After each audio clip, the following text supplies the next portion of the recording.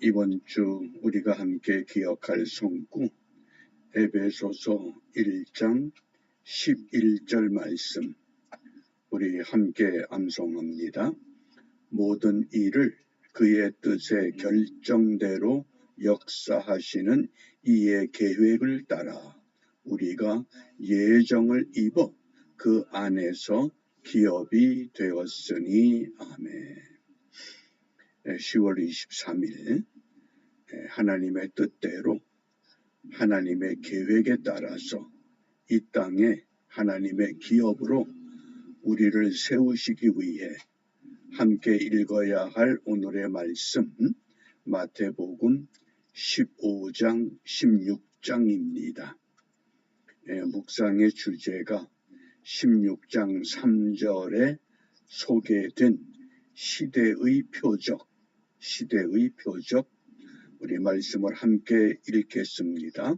아침에 하늘이 붉고 흐리면 오늘은 날이 굳겠다 하나니 너희가 천기는 분별할 줄 알면서 시대의 표적은 분별할 수 없느냐. 아멘. 시대의 표적, 그 세메이온이란 단어를 사용했습니다.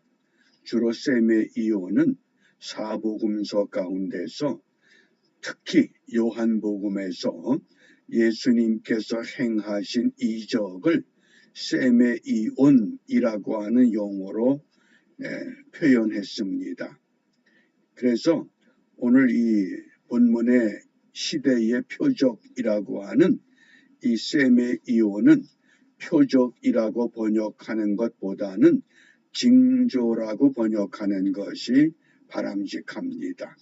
왜냐하면 표적이라고 하는 세메이온은 어떤 드러난 일을 통해서 그 일의 주체가 예수님, 하나님이심을 증거하는 특별한 용어입니다. 그러니까 천기는 분별할 줄 알면서 시대의 표적, 이 시대의 징조가 뭡니까? 어떤 일이 일어날 조짐, 어떤 일이 일어날 기미를 우리가 징조라 그럽니다. 그래서 이 표적이라고 하는 특별히 마지막 때의 가장 중요한 표적이 대부분 성서학자들은 거룩한 곳이 세워져야 된다. 그 거룩한 것은 예루살렘의 제3의 성전이 재건되는 때를 말합니다. 지금 그 성전이 세워져야 할 그곳에 이슬람 사원이 있습니다. 그래서 유대인들이 그 땅을 차지하고 제3의 성전을 세우는 때가 마지막 때다. 우리가 이렇게 이해를 하고 있습니다. 그렇다고 하면 마지막 때의 징조가 무엇이냐? 이 마지막 시대의 징조를 공관복음에서 자세히 설명을 합니다. 마태복음 24장 3절부터 14절, 마가복음 13장 4절부터 8절, 누가복음 21장 7절부터 11절. 이 공관복음서의 내용의 징조를 저는 세 가지로 분류합니다. 첫 번째, 자연적 징조. 두 번째, 도덕적 징조. 그리고 세 번째, 영적 징조. 이렇게 분류해 놓으면 자연적 징조에는 어떤 현상들이 나타나느냐? 난리, 전쟁, 자연재해. 그 자연재해 속에는 지진, 기근, 전염병 이런 것들이 포함됩니다. 이러한 징조들, 이것을 자연적 징조라고 하겠습니다. 두 번째, 도덕적 징조. 불법이 성행한다. 법을 어기고 법을 마음대로 주무르는 그런 현상. 그게 불법입니다. 그 다음에 사랑이 식어진다. 사랑의 고갈, 이 도덕적 징조가 두드러지게 나타나게 됩니다. 그리고 세 번째, 영적인 징조로 거짓 그리스도가 등장한다. 이걸 쉬운 말로 적 그리스도 그랬습니다. 우리 한글 개역 성경에 적 그리스도란 용어가 사용된 말씀이 4구절밖에 없습니다. 그 4구절들을 우리가 살펴보면서 거짓 그리스도, 마지막 때에 등장할 거짓 그리스도의 정체성을 바르게 이해할 수 있기 바랍니다. 이 적 그리스도는 어떤 정체성이냐? 잘 기억해 놓으시기 바랍니다. 마지막에 적 그리스도가 등장하면 정치, 경제, 종교를 하나로 통합시켜 버립니다.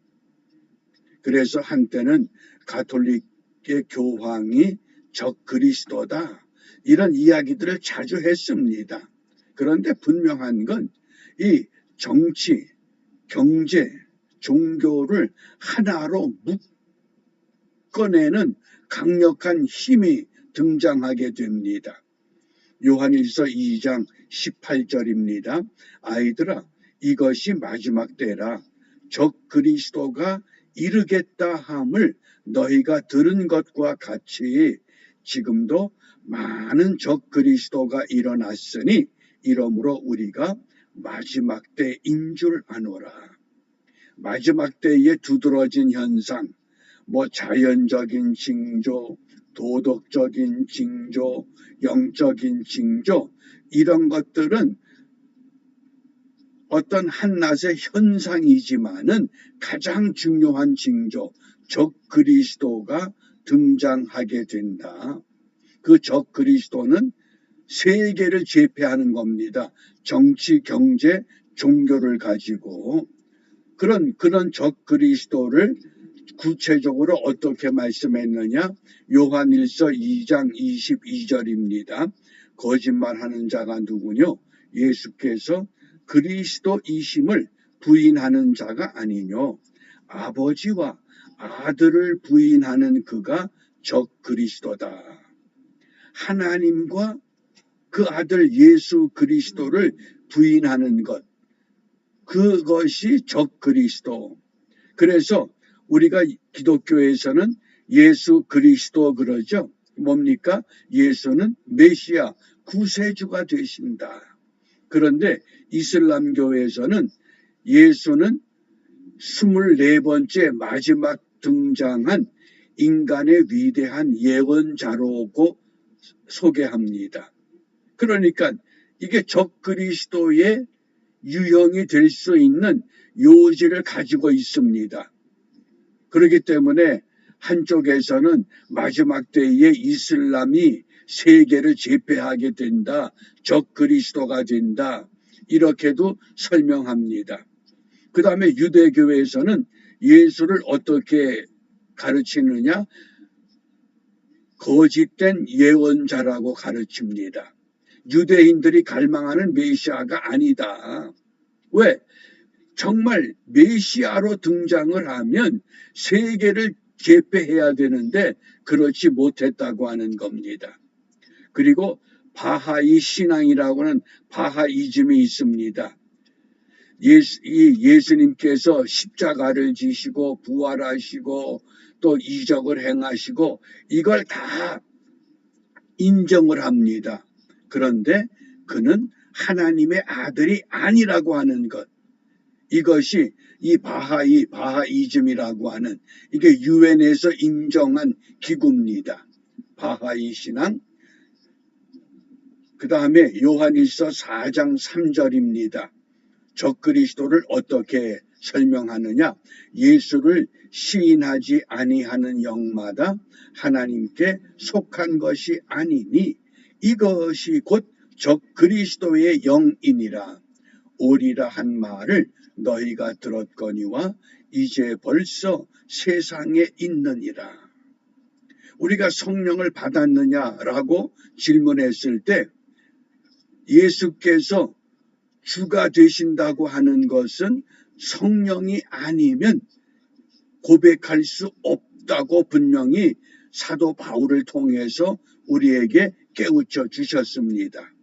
그러므로 이 적그리스도들은 예수를 주라 시인하지 않습니다.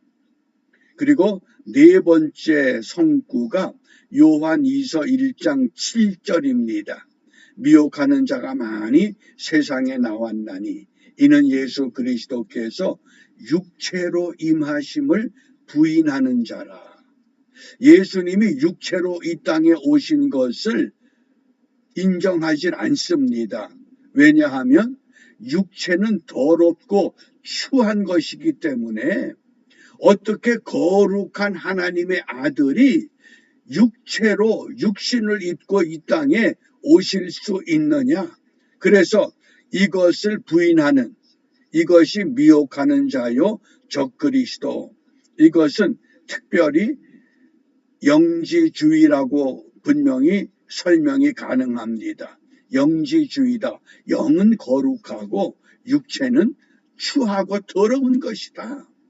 그래서 영지주의라고 하는 것, 이게 1세기 때에 굉장히 성행했던 신앙의 한 형태였습니다. 가장 중요한 것은 오늘 마지막 때에 다양한 징조들이 우리에게 나타나게 되는데 가장 중요한 것은 적그리스도가 등장한다. 그 적그리스도는 정치와 경제와 종교를 하나로 통합해서 절대 권력을 회복하는 자, 그가 적그리스도가 된다고 하는 것, 이것을 분명히 명심하면서 오늘 그러면 우리가 무엇을 기도해야 되느냐? 마태복음 24장 42절과 43절 초반에 그러므로 깨어 있으라. 이건 42절입니다. 그리고 43절에서 어느 날에 너희 주가 임할는지 너희가 알지 못함이니라. 그러므로 깨어 있어야 됩니다. 오늘 기도는 늘 깨어서 시대의 징조를 분별하게 하옵소서. 어떻게? 예비하고 있으라. 생각지 않은 때에 인자가 오리라고 말씀하셨습니다. 오늘도 깨어서 이 시대의 징조를 말씀으로 분별하면서 하나님의 거룩한 백성답게 꿋꿋하게 세워지는 은총의 하루가 되시기를 주님의 이름으로 권면하며 축복합니다. 기도하겠습니다. 전능하신 아버지 하나님, 시대적 징조들을 분별하며 환난의 때를 지혜롭게 살아갈 수 있도록 늘 깨어서 기도하게 하시고 주의 말씀대로 순종하는 우리 모두가 될 수 있도록 인도하여 주시옵소서. 예수님의 이름으로 기도합니다. 아멘.